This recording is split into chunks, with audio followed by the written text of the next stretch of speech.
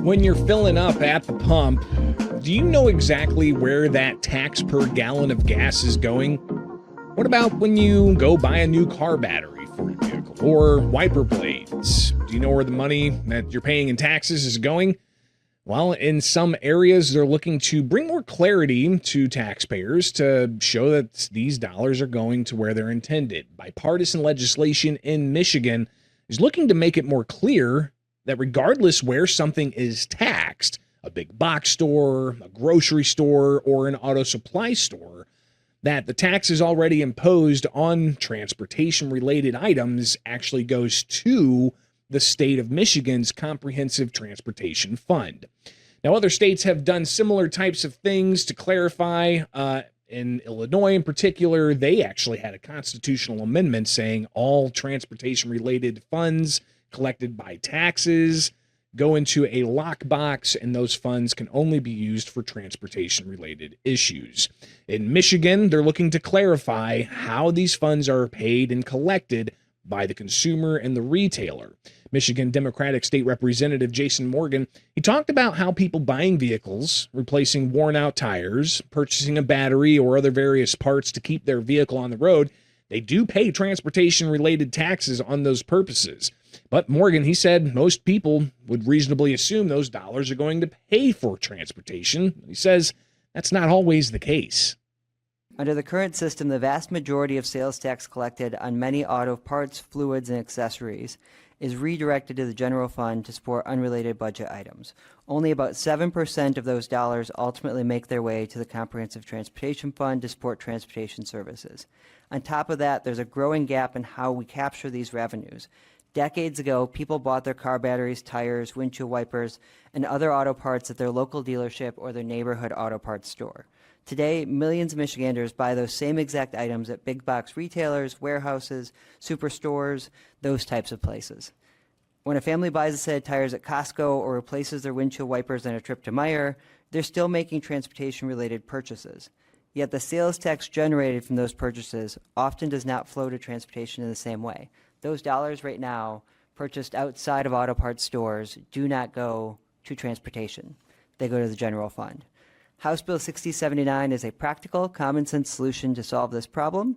First, it ensures that the full constitutionally permitted sales tax on auto-related purchases is directed to the CTF, creating a more stable and dedicated source of transportation funding. Second, it modernizes state law to reflect how Michiganders actually shop today, ensuring that if you buy your car parts at Meijer or online or wherever else, we're still categorizing those purchases as transportation and making sure they go to the infrastructure. Importantly, this bill does not raise taxes by a single cent. Taxpayers are already paying these taxes. It's just how we categorize them. Now, analysis by Michigan House staff of this bill report that the act requires at least the 6.975% of sales taxes collected at the rate of 4% by specific businesses on sales of motor vehicles and vehicle parts and accessories to be distributed to that fund for transportation. Now, the Michigan House analysis also said that the bill would increase to 25% the portion of the sales tax collected at that rate of 4% from auto-related sales that is distributed to the fund. They would expand the businesses whose sales can be considered auto-related and base the determination of whether a sale is of motor vehicle parts and accessories on the product being sold rather than on the business making the sale. Now, what are the financial impacts to the state of Michigan from this? And based on the most recent transportation revenue forecast, that House analyst says that this would change the amount of the CTF, the Transportation Fund, seeing an increase of $225 million in extra revenues. But that would correspond to a decrease in the General Revenue Fund for Michigan by that same $225 million in fiscal year 2027 to 2028. Now, the bill would also require that taxpayer submit a report on actual sales taxes collected for parts and accessories. Now, other points in the analysis from the Michigan House, the bill would increase the Department of Treasury administrative costs in Michigan, but by an unknown amount. And they said, therefore, it's unknown whether the department could absorb the costs under current appropriation levels. Now, Morgan, he went on to discuss different parts of the goal of this particular proposal, and that's to identify and categorize those taxes on certain transportation-related items bought at a big box store, and instead ensure that they go to the Comprehensive Transportation Fund, and that could reduce, he says, the reliance on property taxes.